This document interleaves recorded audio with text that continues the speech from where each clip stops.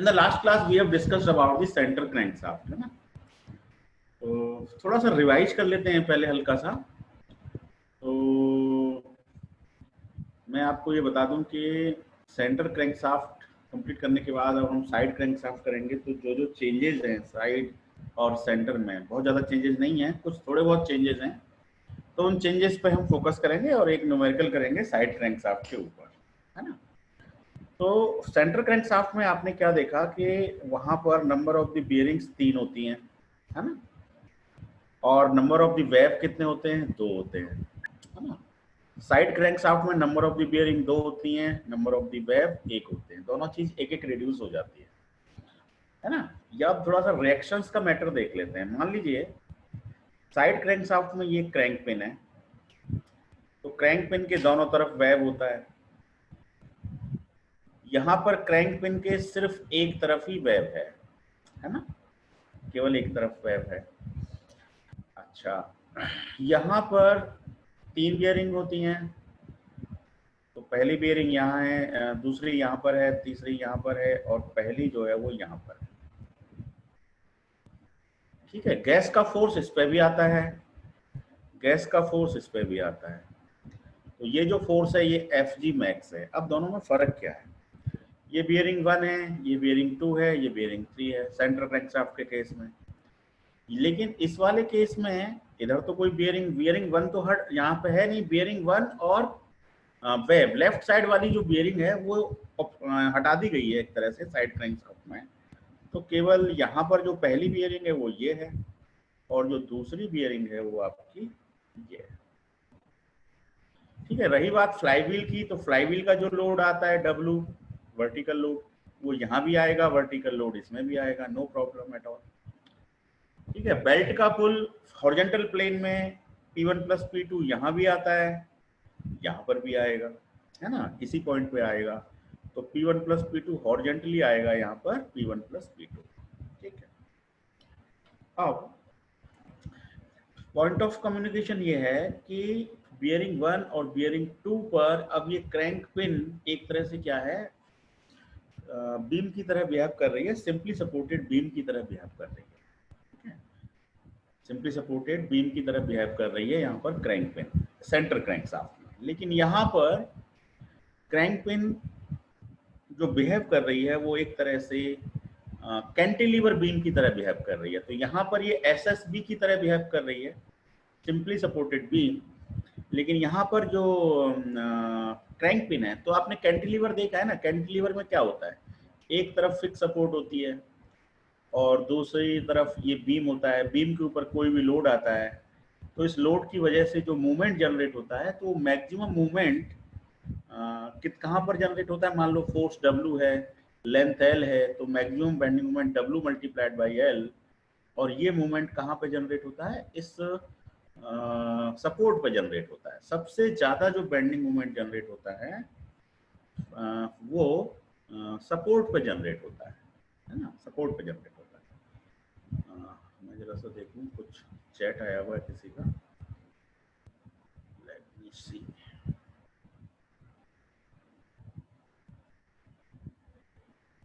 क्या लिखा है,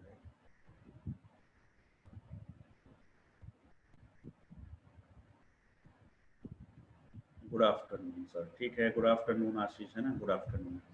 तो ये WL जो लोड है, ये सबसे ज्यादा बेंडिंग मूवमेंट कैंटिलीवर की सपोर्ट पर जनरेट होता है। लेकिन यदि हम सिंपली सपोर्टेड की बात करें, और सिंपली सपोर्टेड में जब कोई लोड W आता है, तो सबसे ज्यादा बेंडिंग मूवमेंट इस W वाले पॉइंट पर ही जनरेट होता है, यानी जो जिस पॉइंट पर लोड एक्ट कर रहा होता है मिड पॉइंट पर। तो सिंपली सपोर्टेड बीम में सबसे ज्यादा जो बेंडिंग मूवमेंट जनरेट होता है वो मिड पॉइंट पर जनरेट होता है। तो यहाँ पर जब हम क्रैंक पिन को डिजाइन करते हैं, तो क्रैंक पिन पर जो मैक्सिमम बेंडिंग मोमेंट हम निकालते हैं, वो इसी पॉइंट पर मैक्सिमम बेंडिंग मोमेंट निकालते हैं, जो रेड कलर में शो कर रखा है ना, इस पॉइंट पर बेंडिंग मोमेंट निकालते हैं। और इस पॉइंट का बेंडिंग मोमेंट निकालने के लिए हमको रिएक्शंस की जरूरत पड़ती है, यहाँ की रिएक्शन की हमें जरूरत पड़ती है, इसलिए हमें सबसे पहले रिएक्शन निकालनी पड़ती है। ठीक है, लेकिन कैंटिलीवर बीम के केस में आपको बेंडिंग मोमेंट निकालने के लिए रिएक्शंस की जरूरत ही नहीं पड़ती है। है ना। यदि आप लेफ्ट साइड से बेंडिंग मोमेंट निकाल रहे हैं तो आपको रिएक्शंस की कोई जरूरत नहीं है, लेकिन यदि आप राइट साइड से मोमेंट निकालेंगे कैंटिलीवर में तो आपको रिएक्शंस की दोबारा फिर अगेन जरूरत पड़ेगी, तो उस केस में आपको रिएक्शंस निकालने पड़ेंगे।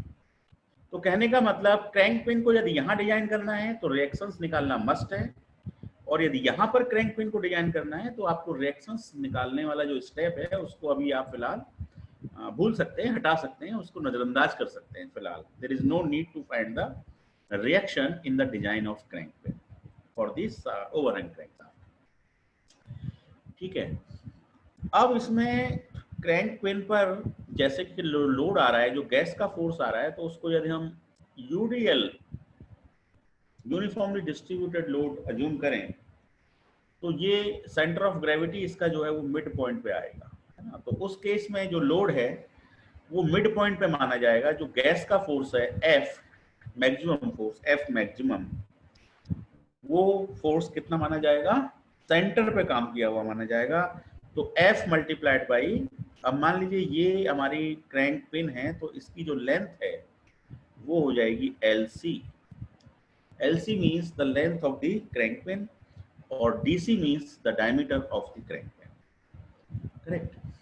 तो इस केस में यदि मुझे मोमेंट निकालना होगा तो कैसे निकलेगा, फोर्स मल्टीप्लाइड बाय डिस्टेंस। तो अब ये डिस्टेंस कितनी हो जाएगी, LC/2, तो F इंटू LC/2 ये मेरा मूवमेंट हो जाएगा, या F multiplied by 0.5 LC, 0.5 LC, यदि मैं उसको यूडीएल सब अज्यूम करता हूं तो।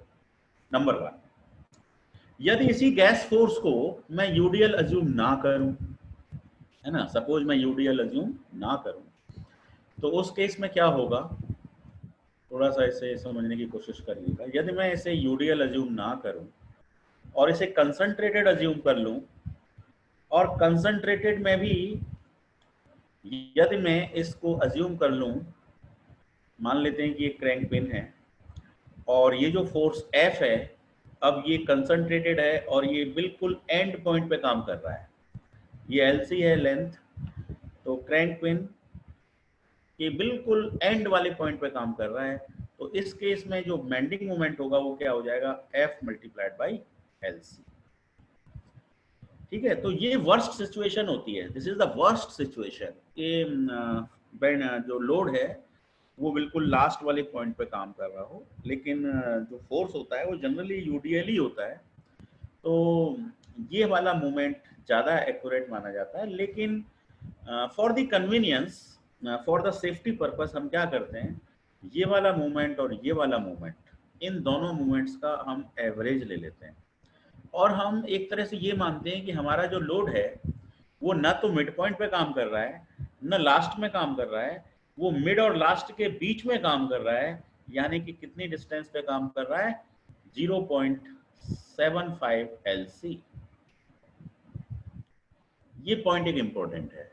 क्रैंक पिन पर हम जब भी मूवमेंट्स निकालेंगे तो हम ये अज्यूम करेंगे कि लोड न तो मिड पॉइंट पे वर्क कर रहा है, लोड मींस जो गैस फोर्स है बर्निंग की वजह से जो पिस्टन पिन पे आया है, पिस्टन पिन से जो कनेक्टिंग रॉड पे आया है, और कनेक्टिंग रॉड से जो क्रैंक पिन पर लोड आया है, वो लोड न तो मिड पॉइंट पे काम कर रहा है न एंड पे काम कर रहा है, और वो इन दोनों के इन बिटवीन काम कर रहा है। तो हम मूवमेंट निकालते वक्त 0.5 का फैक्टर लेंगे, ना तो हम 0.5 का फैक्टर लेंगे ना हम 1 का फैक्टर लेंगे, हम इन दोनों के बीच में 0.75 का फैक्टर लेंगे। 0.75 मतलब 3/4, कितने का फैक्टर लेंगे, 3/4 का फैक्टर लेंगे। तो एक तरह से मैं ये कह सकता हूँ कि क्रैंक पिन पर कभी भी मूवमेंट निकलेगा तो 3/4 डिस्टेंस मान करके निकलेगा कि लोड जो है वो 3/4 डिस्टेंस पे काम कर रहा है।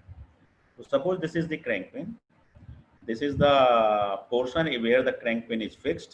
Crank pin is fixed in the crank web, so this is a fixed support, and this is where the crank pin is working as a cantilever, and load is not acting at the end, load is not acting at the middle, load is acting, जो gas force है Fg max, the load is acting at a distance of 0.75 LC, or you can say 3/4 LC. This point is important. ठीक है, so once the moment is available, then you can design the diameter of the crank pin because the bending stress is 32 times mb divided by pi dc cube, है ना, mb divide by pi dc। तो crank pin को दो ही चीजों से design करते हैं, या तो बियरिंग प्रेशर से डिजाइन करते हैं तो बेंडिंग स्ट्रेस चेक कर लेते हैं, यदि बेंडिंग स्ट्रेस से डिजाइन करते हैं तो बियरिंग प्रेशर चेक कर लेते हैं, है ना। तो बियरिंग प्रेशर के बेस पर हम क्रैंक पिन को डिजाइन कर लें और बेंडिंग स्ट्रेस में हम बेंडिंग स्ट्रेस की जो वैल्यू है उसे चेक कर लें कि वो अलाउएबल वैल्यू से यदि कम है, तब हम कह सकते हैं कि हमारी क्रैंक पिन सेफ है under the bending also, under the bearing pressure also.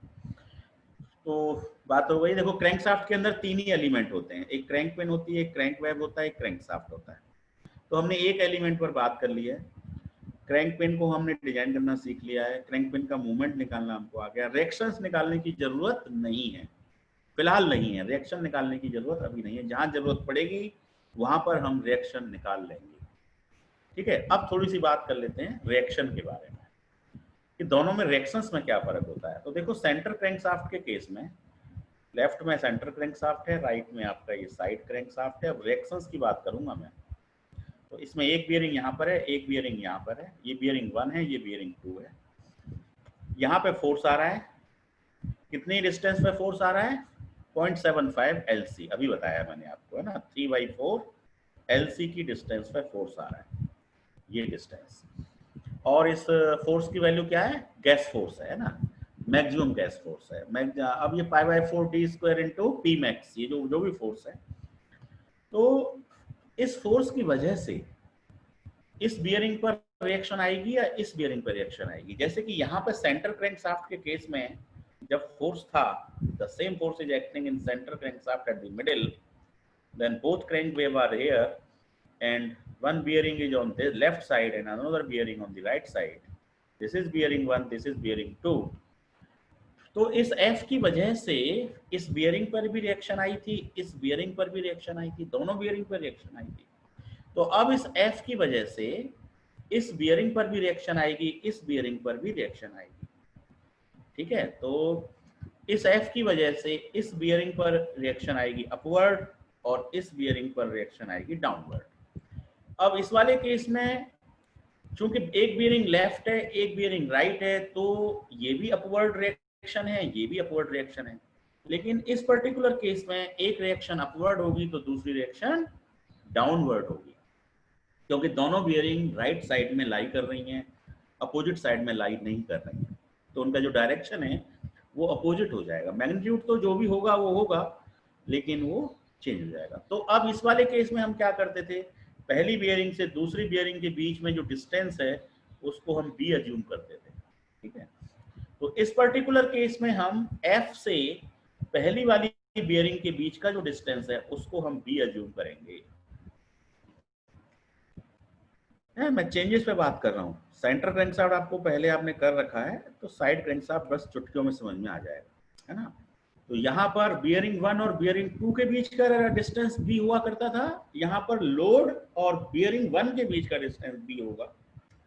उसके बाद बियरिंग 1 से बियरिंग 2 के बीच का जो डिस्टेंस है वो c होगा, है ना। यहाँ पर भी 2 और 3 के बीच का जो डिस्टेंस होता था वो c होता था, है ना।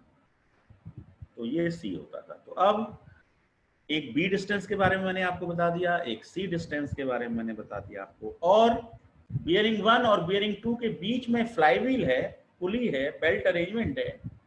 तो ये फ्लाईव्हील को हम जनरली क्वेश्चंस में ये जूम करेंगे कि ये C को बिल्कुल दो भागों में बांट रहा है, एक भाग C1, दूसरा भाग C2, और ये दोनों आपस में इक्वल हैं, C1 equal to C2 equal to C/2, C1 equal to C2 equal to C/2। तो B और C के बारे में बात हो गई, करेक्ट। अब देखो इस केस में हमने क्रैंक पिन डिजाइन कर लिया, बी और सी के बारे में हमने जान लिया। अब क्रैंक पिन के बाद कौन सी डिजाइन आती है, क्रैंक वेब की डिजाइन आती है मान लो। तो क्रैंक वेब, जैसे हमने क्रैंक पिन पे मूवमेंट निकाल लिया था, तो क्या हम क्रैंक वेब पर मूवमेंट निकाल पाएंगे। Let us see by one exercise. तो देखिए मैं इसे क्लियर कर देता हूँ, अपना साइड क्रैंक शाफ्ट ही बना रहा हूँ। This is a crank pin, this is fixed in the crank wave, and this is the shaft, this is the first bearing, this is the second bearing, and so on. The force is coming here, gas force, and at a distance of 3/4 LC ना, इसे 3/4 LC assume कर दिया गया है, half LC की जगह इसे 3/4 LC मान करके कैलकुलेशंस हो रही हैं, ठीक है। Now this is fixed over here, so crank pin is working as a cantilever. Crank pin is working as a cantilever, और कैंटिलीवर का कंसेप्ट निकाल के हमने मूवमेंट निकाल लिया, क्रैंक पिन को हमने डिजाइन कर लिया। अब मान लीजिए मुझे इस क्रैंक वेब पर कितना मूवमेंट आ रहा है, इसके सेंट्रल प्लेन में क्रैंक की जो थिकनेस होती है वो होती है टी, है ना। तो इसका जो सेंट्रल प्लेन है वो इसको दो पार्ट में डिवाइड कर देगा, एक पार्ट t/2 और दूसरा पार्ट भी t/2, t/2 और t/2 में डिवाइड कर देगा इसका जो वर्टिकल सेंट्रल प्लेन होगा। तो इस वर्टिकल सेंट्रल प्लेन पर कितना मूवमेंट आ रहा है, how much movement is coming, bending movement is coming. तो बेंडिंग मूवमेंट को निकालने के, अब मैंने आपको लास्ट क्लास में भी बताया था कि या तो आप उसे लेफ्ट से निकाल सकते हैं या फिर आप उसे राइट से निकाल सकते हैं, ठीक है। क्रैंक पिन पर भी हमने जो मूवमेंट निकाला था उसको हम या तो लेफ्ट से निकाल सकते थे या राइट से निकाल सकते थे। तो हमने कौन सा वाला इजी तरीका अपना लिया था कि हमने उसको लेफ्ट साइड से निकाल लिया था, क्योंकि राइट साइड में there is so much complexity, the reaction is here, reaction is here, है ना, W की वजह से भी रिएक्शन है, P1 प्लस P2 की वजह से भी है, so many reactions are there, so many complexity are there, so we are working, we are finding the movement from the left hand side, है ना। तो साइड क्रैंक शाफ्ट में जब भी मूवमेंट निकाला जाएगा तो इजी तरीका आप देखेंगे कि लेफ्ट साइड से ही हमेशा इजी रहेगा। तो एक बात तो आप बिल्कुल कान में गांठ बांध लीजिए कि आपको मूवमेंट हमेशा लेफ्ट से निकालना ज्यादा इजी रहेगा, साइड क्रैंक शाफ्ट के केस में लेफ्ट से निकालना ज्यादा इजी रहेगा, ठीक है। तो यदि आप इस सेंट्रल प्लेन पर, ये जो सेंट्रल प्लेन है क्रैंक वेब का, यदि सेंट्रल प्लेन पर आप मूवमेंट कैलकुलेट करते हैं तो मूवमेंट आप लेफ्ट से निकालना ज्यादा अच्छा रहेगा। तो मूवमेंट आप कैसे निकालेंगे, फोर्स मल्टीप्लाइड बाय डिस्टेंस। तो फोर्स की वैल्यू कितनी है, Fg gas force multiplied by distance. अब डिस्टेंस कितनी हो जाएगी, डिस्टेंस हो जाएगी 3/4 LC, मूवमेंट हो जाएगा mv इक्वल टू फोर्स, है ना, force multiplied bye the distance is 3/4 LC plus half distance of the thickness of the web, so it is t/2,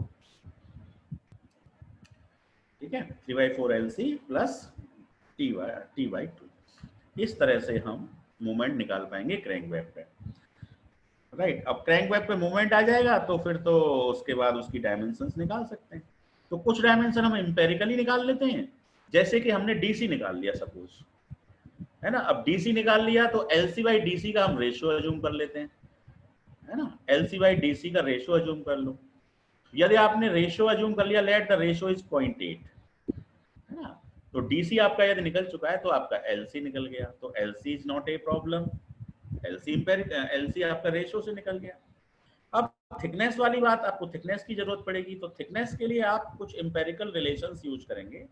late T equal to 0.6 DC, crank pin के base पर जो भी crank pin का diameter है उसका 60% हम इसकी thickness को अज्यूम कर लेंगे। तो T is not a problem, LC is not a problem, T is not a problem, because T is calculated by empirical relation, LC is calculated by the ratio LC by TC, and F is available, it is a gas pressure, so bending moment is available, correct.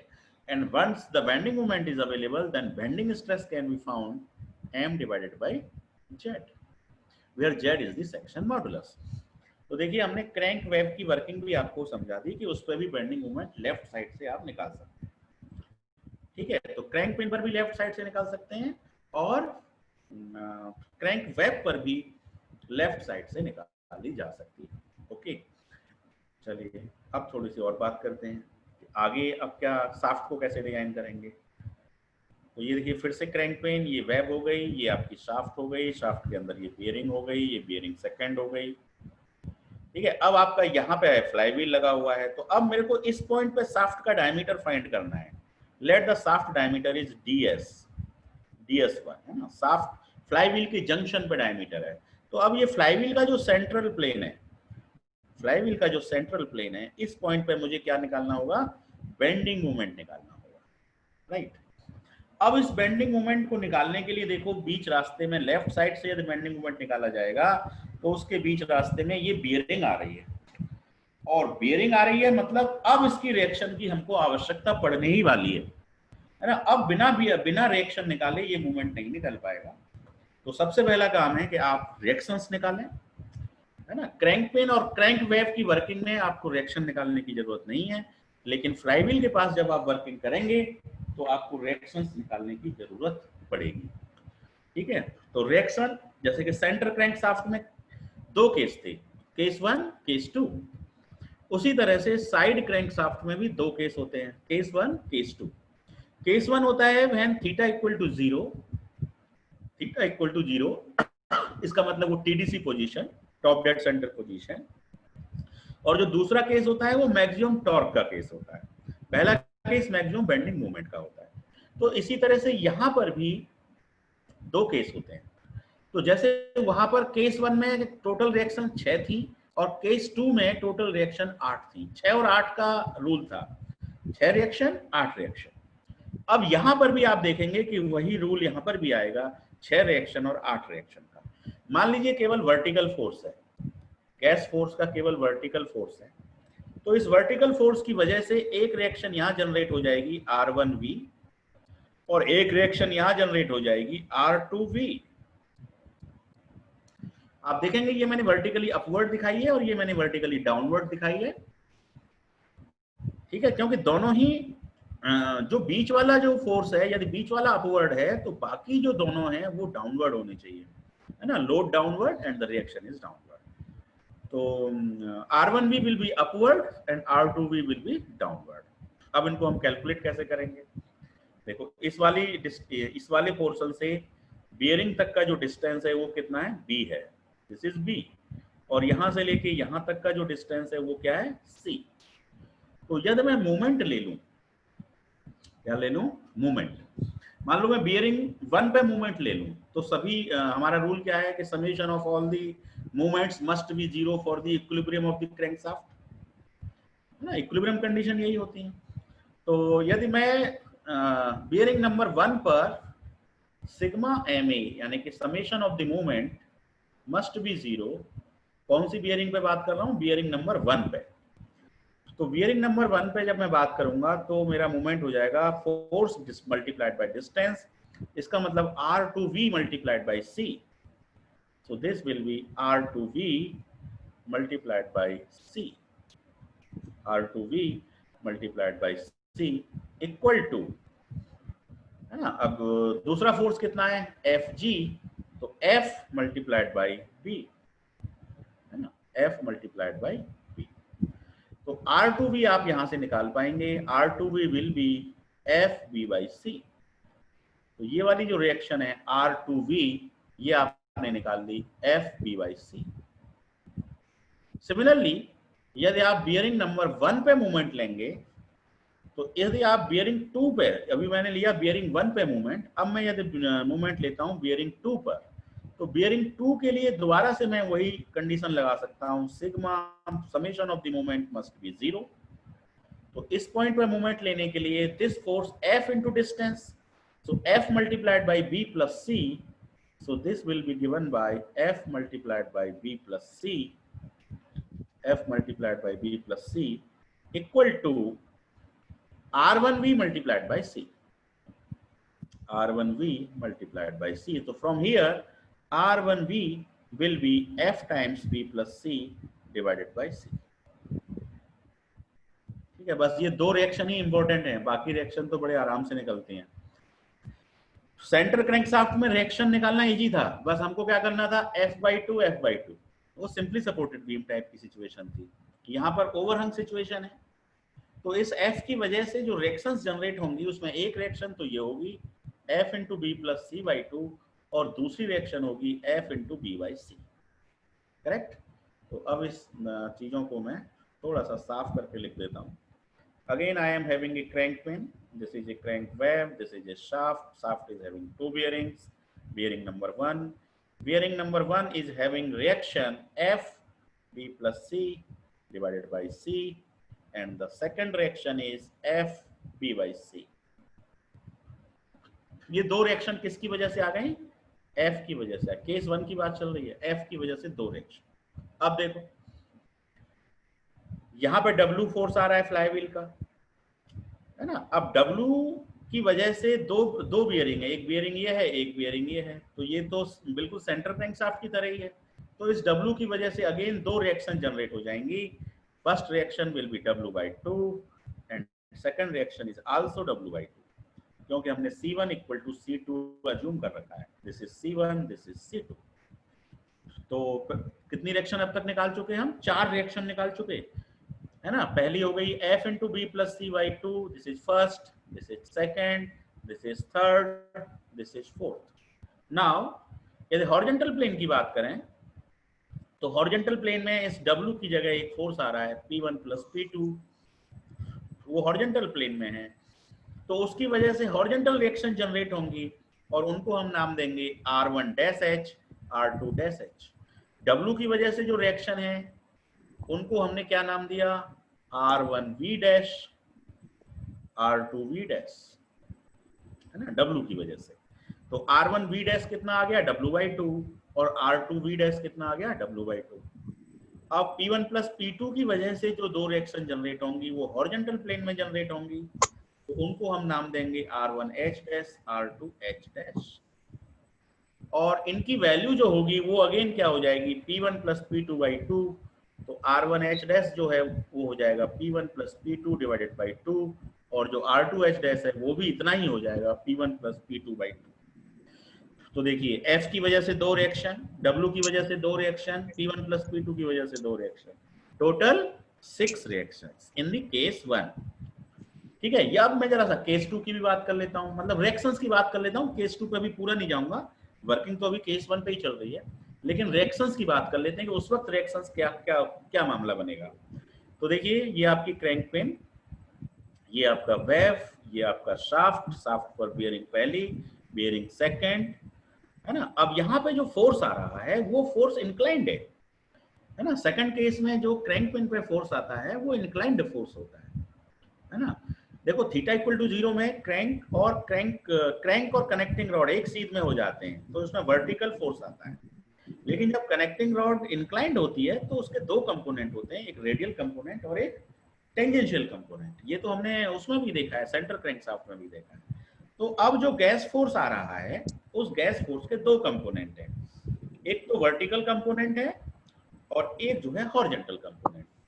तो मैं vertical component की बात कर रहा हूं। Vertical component क्या है? FR। Radial component मतलब FR। तो FR की वजह से दो रिएक्शन आएंगी। पहली रिएक्शन यहाँ पे आएगी वर्टिकल प्लेन में, FR × B + C/C, वही लॉजिक, मूवमेंट लेना है, और एक अपोजिट में आएगी FR × B/C। जैसे पहले किया वही मूवमेंट लेकर के सेम लॉजिक, B + C/C, एक में आएगा B + C/C और एक में आएगा B/C, दैट्स ऑल। FR की वजह से दो रिएक्शन, ठीक है। अब हॉरिजॉन्टल प्लेन की बात करें तो हॉरिजॉन्टल प्लेन में फोर्स काम कौन सा कर रहा है? यहाँ पे FT। हॉरिजॉन्टल फोर्स कौन सा काम कर रहा है? FT।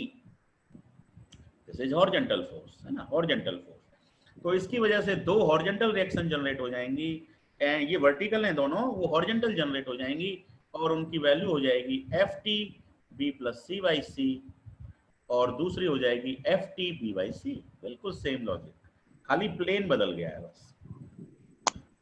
तो FR की वजह से दो reaction, this is first, this is second.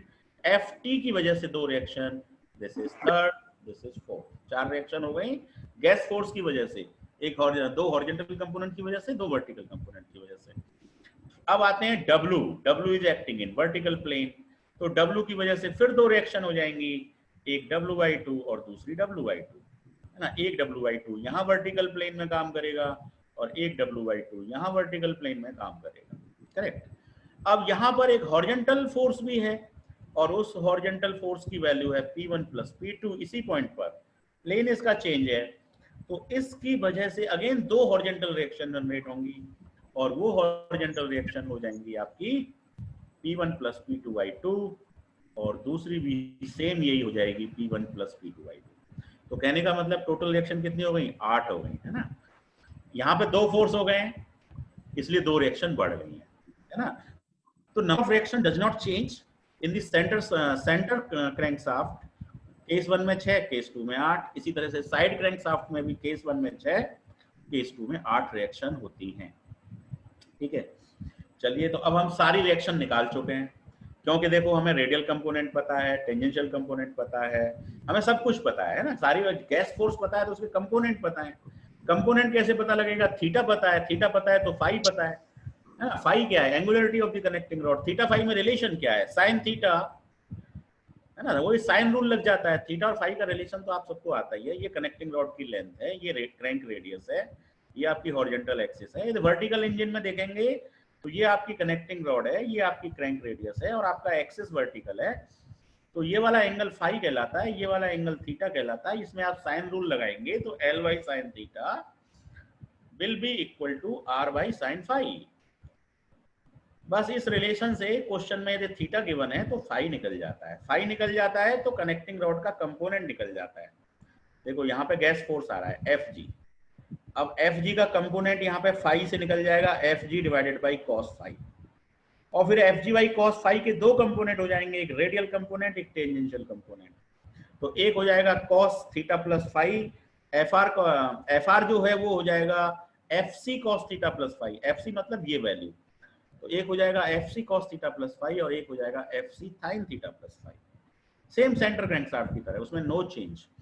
तो कहने का मतलब हमने रिएक्शंस निकाल ली। अब मैं जरा सा बेंडिंग मूवमेंट पे आ जाता हूँ, क्योंकि मुझे रिएक्शन निकालनी क्यों पड़ी? क्योंकि मुझे रिएक्शन मुझे इसलिए निकालनी पड़ी क्योंकि मैं फ्लाईव्हील के पॉइंट पर, फ्लाईव्हील के जंक्शन पर शाफ्ट को डिजाइन करना चाह रहा था, और उस पॉइंट पे बेंडिंग मूवमेंट जब मेरे को निकालना मैंने चाहा तो उस केस में रास्ते में बियरिंग रिएक्शन आ गई, इसलिए मुझे रिएक्शन निकालनी पड़ी। तो चलिए ये आपका फ्लाईव्हील है और इस पॉइंट पर अब मुझे मूवमेंट निकालना है एम बी।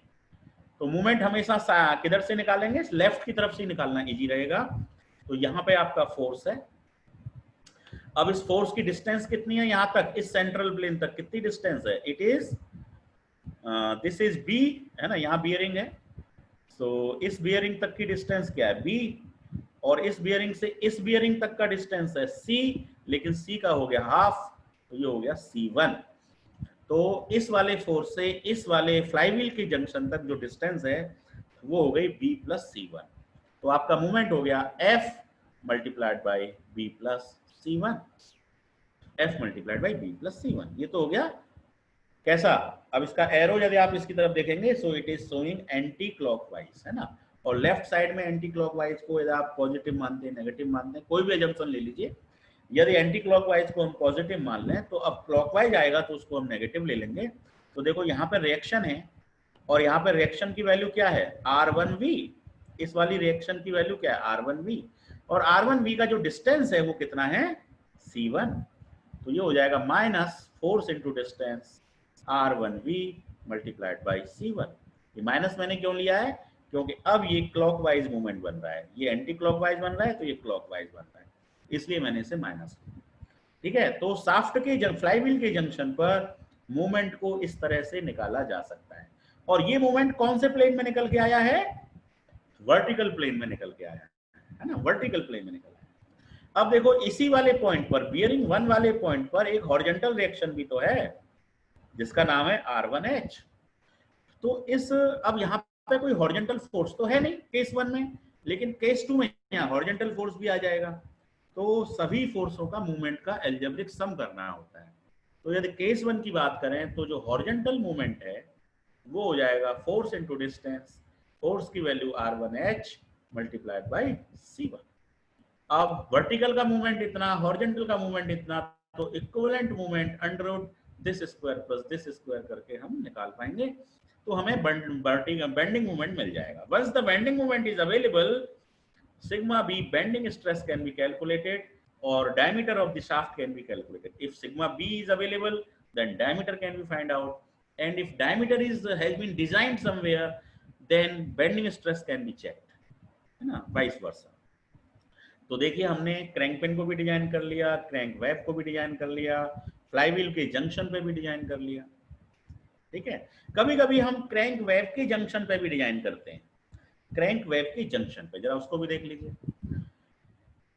ये आपकी क्रैंक पिन है, ये आपका वेव है, इसके बाद ये शाफ्ट है, ये आपकी बियरिंग है। अब मेरा पॉइंट ऑफ कंसीडरेशन ये वाला है, क्रैंक वेव का जंक्शन, यानी कि इस पॉइंट पे, इस पॉइंट की बात कर रहा हूँ।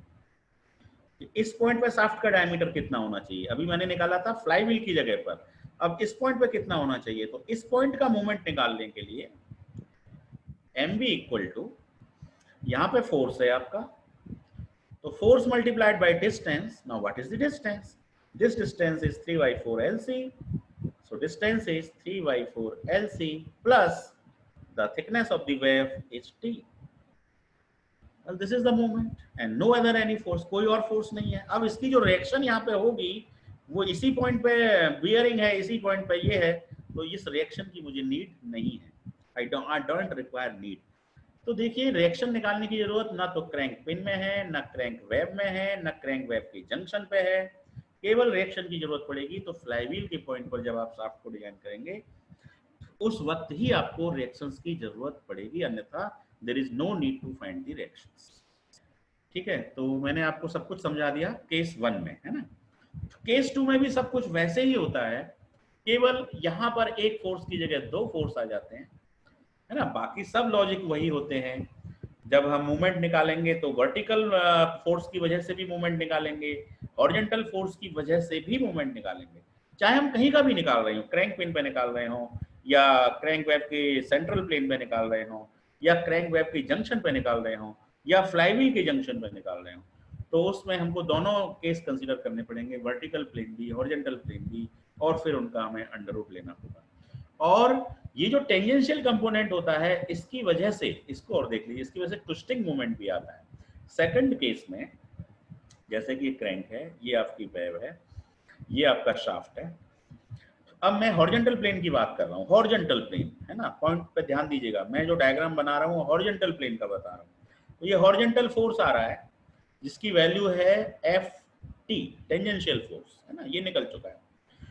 अब इस टेंजेंशियल फोर्स की वजह से इस शाफ्ट में ट्विस्टिंग फिनोमेना जनरेट होती है ना, ट्विस्टिंग मूवमेंट।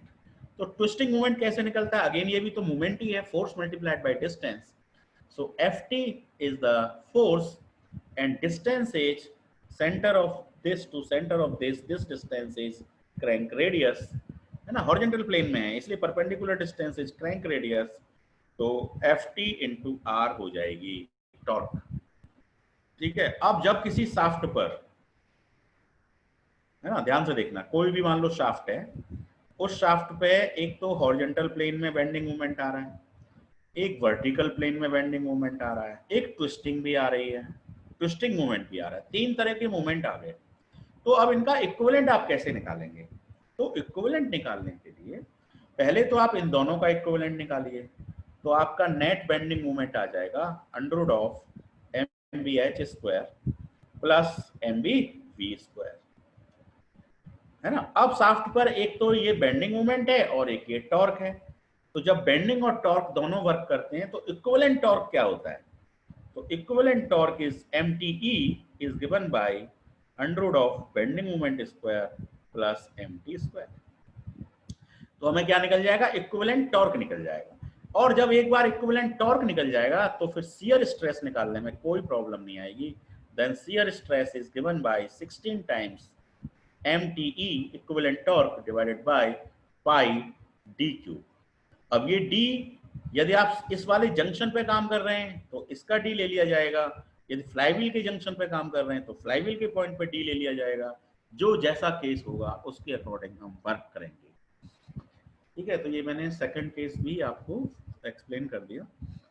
तो साइड क्रैंकशाफ्ट में बस इतना ही है ना। मैं एक बार हल्का सा रिवाइज करता हूँ कि देखो, एक तो काम की बात है कि ये 3/4 LC ली जाती है, नंबर 1, है ना। दूसरी काम की बात है कि रिएक्शन निकालने की जरूरत नहीं है शुरुआत में, है ना, जब फ्लाईव्हील पे वर्किंग करनी होगी तभी रिएक्शन निकालने की जरूरत है ना। दो बात है बस, बाकी तो सब सेंटर क्रैंकशाफ्ट की तरह ही है। तो जब एक क्वेश्चन ले लेते हैं फिलहाल, और क्वेश्चन से पहले यदि आपका कोई डाउट है तो उसको ले सकते हैं। तो यदि आपका कोई डाउट है तो प्लीज आप अपना माइक अनम्यूट करके पूछें। I am here to give your answer. Side crankshaft में कोई भी आपकी डाउट है तो प्लीज पूछ लीजिए, फिर हम न्यूमेरिकल शेयर करूंगा इसके बाद।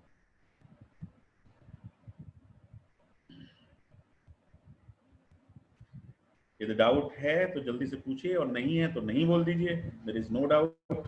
देन या तो चैट में लिख दीजिए या फिर माइक अनम्यूट करके बता दीजिए, है ना, so that I can proceed. No doubt sir. आप बता दीजिए। सर कोई बात, कोई क्लियर है? अब तक का थ्योरी पार्ट क्लियर है ना, साइड क्रैंकशाफ्ट का, है ना। एक मेरे पास चैट आया है, चैट क्या कह रहा है, नो डाउट सर, है ना, वेरी गुड, चलिए ऑल क्लियर है, ठीक है। तो अब हम एक न्यूमेरिकल ले रहा हूं, तो एक फाइल में शेयर कर रहा हूं आपको। अभी न्यूमेरिकल आपको फटफट समझ में आ जाएगा। देखो, design and overhang crankshaft for 300 by 350 millimetre. अब देखो, कभी कभी इस तरह से इंजन की साइज दी जाती है 300 बाई 350। तो इसका ये मतलब हुआ कि जो पहली फिगर होती है वो तो इंजन के बोर को रिप्रेजेंट करती है ना, सिलेंडर के बोर को रिप्रेजेंट करती है। तो कैपिटल डी हमारा कितना हो गया, 300 मिलीमीटर हो गया। और जो दूसरी फिगर होती है वो स्ट्रोक लेंथ को रिप्रेजेंट करती है। स्ट्रोक लेंथ पहली करती है डायमीटर ऑफ द सिलेंडर या पिस्टन डायमीटर, और दूसरी रिप्रेजेंट करती है stroke length, D by small L, D by small L, है ना। बी केयरफुल, पहला डी होगा दूसरा एल होगा। तो millimetre single cylinder vertical engine using the following data, maximum gas pressure given है, L by R ratio given है, weight of the flywheel 10 kilo newton given है, पहले केस में 1 किलो न्यूटन था, यहाँ 10 किलो न्यूटन गिवन है, total belt पुल 5 kilo Newton है, width of the hub जो है वो 150 मिलीमीटर है, torque on the crankshaft is maximum, है ना। दो केस होते हैं, एक केस होता है थीटा इक्वल टू 0 और दूसरा केस होता है थीटा इक्वल टू 30 से 40 के बीच में एक एंगल ऐसा होता है जिस पर टॉर्क मैक्सिमम होता है जनरली। तो यहाँ पे थीटा कितना दिया है, 35 डिग्री दिया हुआ है ना। The torque on the crankshaft is maximum when the crank turns through 35 degree. तो क्वेश्चन में दो केस बनेंगे, एक बनेगा थीटा इक्वल टू 0 और एक बनेगा थीटा इक्वल टू 35, है ना। थीटा इक्वल टू 35 से फाई निकल जाएगा, फाई से फिर आगे के फोर्स कंपोनेंट्स निकल जाएंगे। फोर्स कंपोनेंट्स निकलने के बाद आगे जो वर्किंग है वो बेंडिंग मोमेंट की वो उसी तरह से हो जाएगी। तो दो केस हो गए, एक केस में थीटा 0 रहेगा, एक में थीटा 35 रहेगा from top dead centre and at this position the gas pressure is 1 megapascal, है ना। तो जब थीटा इक्वल टू 0 है तो आपका गैस प्रेशर जो है वो 2.5 मेगापास्कल है, ध्यान दीजिए।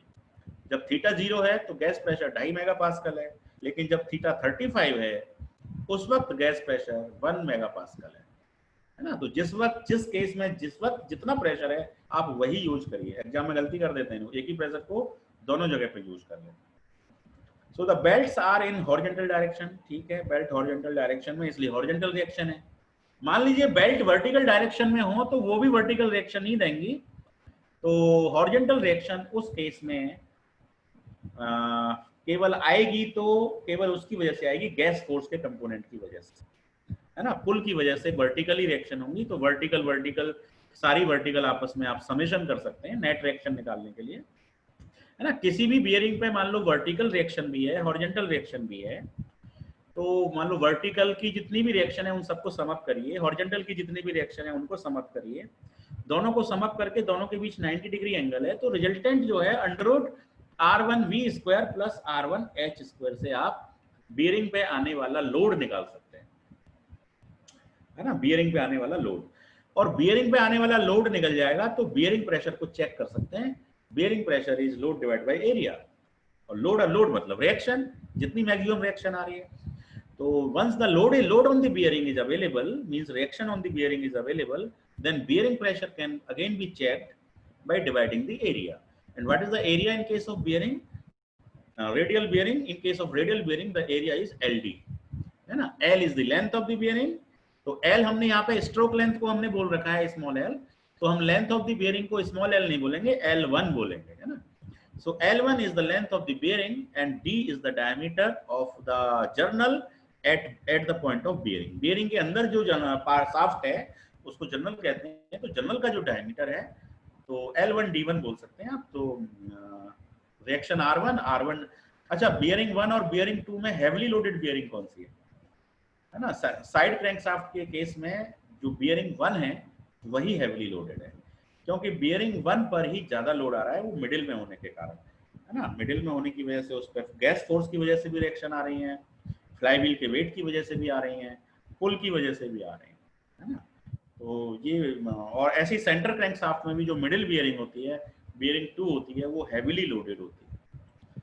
ठीक है, तो lot of data is given और assume suitable data, state assumption, तो ये सब दिया हुआ है, डी दिया है, एल दिया है, रेशियो दिया है ना, सब डाटा दिया हुआ है। गैस फोर्स निकाल लिया हमने, ये 5/4d² P max से गैस फोर्स आ गया। अब क्रैंक पिन में डिजाइन किया तो LCDC PVC होता है, तो बियरिंग प्रेशर 10 मान लिया है, बेंडिंग स्ट्रेस की लिमिट 60 मान लिया है, LCDC का रेशियो 0.8 मान लिया। ये सब अजम्पशन है, तो अजम्पशन राइट साइड में मेंशन कर दिए। सॉल्व करके DC 150 आ गया, LC 120 आ गया। ये देखिए, ये डायग्राम आपको क्लियर हो ही रहा होगा, ये 0.75 LC माना ही जाता है कैंटिलीवर में।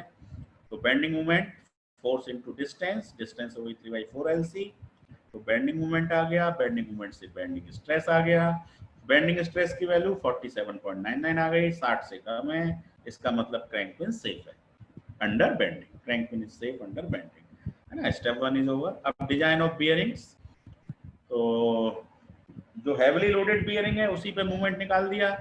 मूवमेंट क्या होता है, फोर्स इनटू डिस्टेंस, है ना। तो अब डायग्राम में देखिए हैवीली लोडेड बियरिंग कौन सी है, ये वाली बियरिंग हैवीली लोडेड है, तो इस बियरिंग के सेंटर की डिस्टेंस का कितनी होगी फोर्स से, इस बियरिंग के सेंटर की डिस्टेंस, तो वो होगी 0.75 LC plus T means thickness, और प्लस इस बियरिंग की लेंथ यदि L1 है तो L1 का आधा, तो टोटल डिस्टेंस कितनी हो गई 0.75 LC plus T plus L1 का आधा, L1 का हाफ। तो ये हमने मूवमेंट निकाल लिया, देखो 0.75 LC plus T plus L1 का आधा।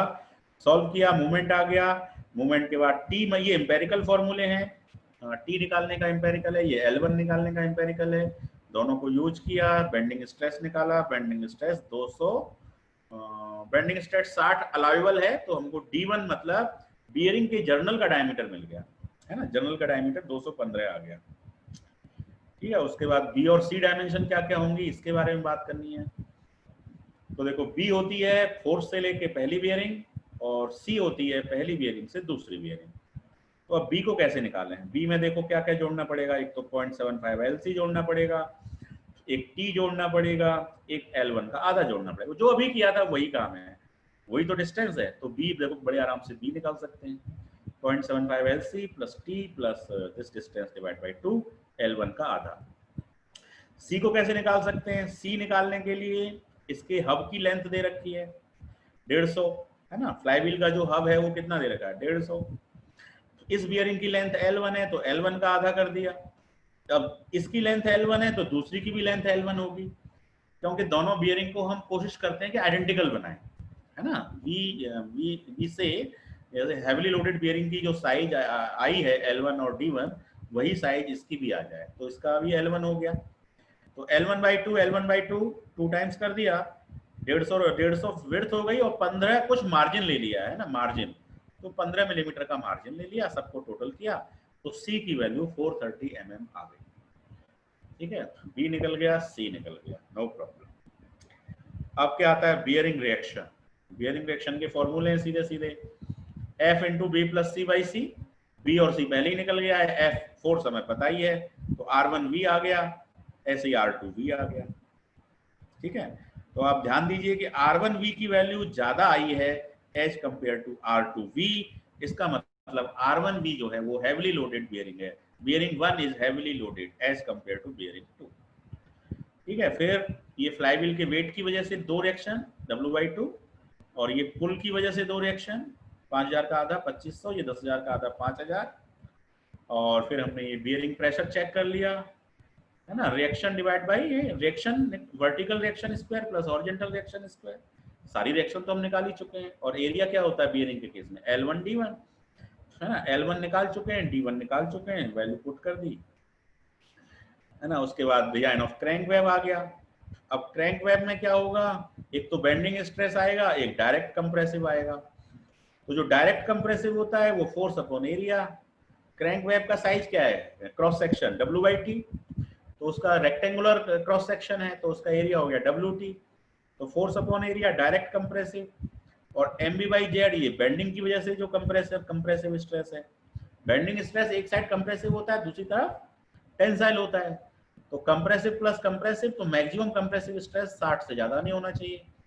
बस इस लॉजिक के साथ हमने W कैलकुलेट कर लिया, W 330 mm आ गया। ठीक है, बेंडिंग मोमेंट हमने यहाँ से निकाल लिया, फोर्स इनटू डिस्टेंस, है ना। बेंडिंग मोमेंट तो मैंने बोर्ड पे आपको तरह तरह से निकाल के दिखा दिया है, क्रैंक पिन पर, क्रैंक पिन के वेब पर, फ्लाईव्हील पर, जंक्शन पर, एवरीवेयर वी कैन फाइंड। ठीक है, उसके बाद शाफ्ट अंडर द फ्लाईव्हील, तो देखो force into distance minus reaction into distance, है ना। दो फोर्स थे, एक गैस का फोर्स है, एक रिएक्शन फोर्स है, तो उसकी डिस्टेंस और उसकी डिस्टेंस, एक एंटी क्लॉकवाइज एक क्लॉकवाइज है, तो बेंडिंग मोमेंट आ गया। ये शाफ्ट की डिजाइन अंडर फ्लाईव्हील चल रही है, और MBH आ गया। हॉरिजॉन्टल मूवमेंट R1H, देखो वर्टिकल और हॉरिजॉन्टल, तो नेट निकाल लिया, और नेट निकलने के बाद 32 MB/π/ds3, तो ds आ गया 170 है। ठीक है, अब यहाँ ये लिखा हुआ है कि ds मतलब शाफ्ट वाले जो जंक्शन है वहां शाफ्ट का डायमीटर ज्यादा होना चाहिए, तो ds D1 से ज्यादा होना चाहिए, और D1 हमारा 215 आया था और ये 170 आया है, तो कम से कम ये 215 से तो ज्यादा ही होना चाहिए, तो 170 की जगह पे इसको 215 से ज्यादा यानी कि 250 मान लिया गया है, क्योंकि फ्लाईव्हील वाले पॉइंट पर शाफ्ट हेवली लोडेड होता है, तो वहां पे जो डायमीटर है वो बियरिंग वाले पार्ट पर जो डायमीटर है जनरल का वहां से ज्यादा ही होना चाहिए, इसलिए ज्यादा मान लिया गया। तो केस 1 इज ओवर। उसके बाद केस 2 है। केस 2 बिल्कुल ऐसे ही है, बस फोर्स कंपोनेंट बता देता हूँ। थीटा 35 डिग्री है, फोर्स निकाल लिया, प्रेशर चेंज हो गया, 2.5 मेगापास्कल की जगह 1 मेगापास्कल हो गया, फोर्स आ गया, फोर्स में cos फाई से डिवाइड किया तो कनेक्टिंग रॉड का फोर्स आ गया 71,266। कनेक्टिंग रॉड के फोर्स के दो कंपोनेंट कर दिए, रेडियल और टेंजेंशियल। रेडियल में cos थीटा प्लस फाई और टेंजेंशियल में sin थीटा प्लस फाई, तो रेडियल कंपोनेंट 52,000 समथिंग आ गया और टेंजेंशियल कंपोनेंट 47,000 समथिंग आ गया। फोर्स कंपोनेंट आ गए, है ना। अब वेयरिंग रिएक्शन उसी तरह से, तो 8 रिएक्शन निकाली गई हैं, R1B R2B 1 2 3 4 5 6, ठीक है, और 7 8, ये इक्वल टू में लिखी है ना, तो ये दो काउंट होंगी, तो देखिए यहाँ से 1 2 3 4, 4 के बाद ये 5 6, है ना, R1B डैश और R2B डैश इक्वल है दोनों, तो 5 6 और 7 8, तो अब 8 रिएक्शन हो गई है केस 2 में। बाकी सारा काम उसी तरह है, क्रैंक पिन को डिजाइन करना है तो बेंडिंग मोमेंट निकालिए, बेंडिंग स्ट्रेस का फॉर्मूला लगाइए, चेक करिए कि वो 60 से कम है कि ज्यादा है, तो हमारा 19.35 आ रहा है, 60 से कम आ रहा है, so crank pin is safe under bending. Similarly web को डिजाइन करना है, वेब के लिए रेडियल स्ट्रेस आ गया, उसका रेडियल कंपोनेंट बेंडिंग मोमेंट निकाला है, फोर्स इनटू डिस्टेंस, और जेड मतलब सेक्शन मॉडुलस से डिवाइड कर दिया है, तो रेडियल कंपोनेंट की वजह से भी बेंडिंग स्ट्रेस आएगा, टेंजेंशियल कंपोनेंट की वजह से भी बेंडिंग स्ट्रेस आएगा, तो यहाँ पे आर का मतलब रेडियल कंपोनेंट की वजह से और टी का मतलब टेंजेंशियल कंपोनेंट की वजह से, तो रेडियल की वजह से bending stress 15 point something, tangential की वजह से 1.98। तो अब ये compressive stress direct force upon area वो 1.77, तीनों ही कंप्रेसिव नेचर के हैं, तीनों को प्लस कर दिया, तो हमारा 19.72 आ गया। ठीक है, तो अब वो एफटी की वजह से टॉर्जनल मूवमेंट भी आ रहा है, फोर्स इनटू डिस्टेंस अगेन, तो टॉर्जनल मूवमेंट क्या होता है, MT divide by polar movement of inertia, है ना, पोलर सेक्शन मॉडुलस, है ना, section modulus polar section modulus. Polar section modulus की फॉर्मूला रेक्टेंगुलर सेक्शन के लिए WT²/4.5 होता है, तो ये टॉर्क हमारा 10.90 आ गया, सिग्मा सी नेट निकाल लिया हमने, है ना, तो नेट आपको पता ही है फॉर्मूला, ये आपने उसमें पढ़ा है, sigma C/2 plus half root sigma C/² plus 4 times tau square, तो 24.56 आ गया जो 60 से कम है, तो विद इन परमिसिबल लिमिट है, hence design of the crank web is safe. फिर डिजाइन ऑफ द शाफ्ट है, लास्ट पॉइंट है, तो वर्टिकल मूवमेंट निकाला, फिर हॉरिजॉन्टल मूवमेंट निकाला, फोर्स इनटू डिस्टेंस कुछ नहीं है उसी तरह, फिर रिजल्टेंट निकाल दिया दोनों का, रिजल्टेंट आ गया, फिर टॉर्क निकाल दिया Ft इंटू क्रैंक रेडियस, और फिर उसका इक्विवेलेंट टॉर्क निकाल दिया, और इक्विवेलेंट टॉर्क निकालती शियर स्ट्रेस निकाल लिया, और शियर स्ट्रेस हमारे मटेरियल का 40 से ज्यादा नहीं होना चाहिए, ये हमने अज्यूम किया है, तो 7.86 आया है, 40 से कम है, इसका मतलब हमारा शाफ्ट सेफ है है ना, जंक्शन पे। फिर हमने फ्लाईव्हील पे निकाल लिया उसी तरह, vertical bending moment, horizontal bending moment, net moment, torque, torque के बाद इक्विवेलेंट टॉर्क, और इक्विवेलेंट टॉर्क के बाद शियर स्ट्रेस, शियर स्ट्रेस की वैल्यू फिर 40 से कम आई है। Hence the design of the overhung crankshaft is safe in all the respect.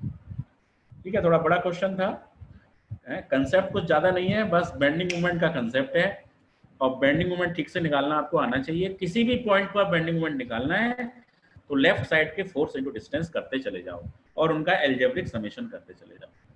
ठीक है, रिएक्शन निकालना मैंने आपको बताया। तो this is all about the overhung crankshaft और the side crankshaft from my side. तो टाइम भी हो गया है, 4 बज गए हैं, 4 से ऊपर ही हो गया है, तो मैं स्टॉप शेयर कर रहा हूँ। कोई क्वेश्चन है तो आप जल्दी से बोल दें, otherwise we will end the class, and the next class we will revise the rolling contact bearing, and in one class we will revise the rolling contact bearing, and in the another class we will revise the sliding contact bearing, and दो ही class अब हमें मिलनी बाकी हैं। सो हमारा syllabus खत्म है, अब हम रिवीजन ही करेंगे। कोई भी आपकी क्वेरी होगी तो उसको लेके आइएगा, है ना, दैट वी विल से। चलिए, तो अभी आपकी कोई क्वेरी हो तो बोल दीजिए, अदरवाइज मैं एंड करता हूँ। No sir. ठीक है, चलिए, thank you very much. Thank you sir. Thank you sir. Happy learning, stay home, stay safe.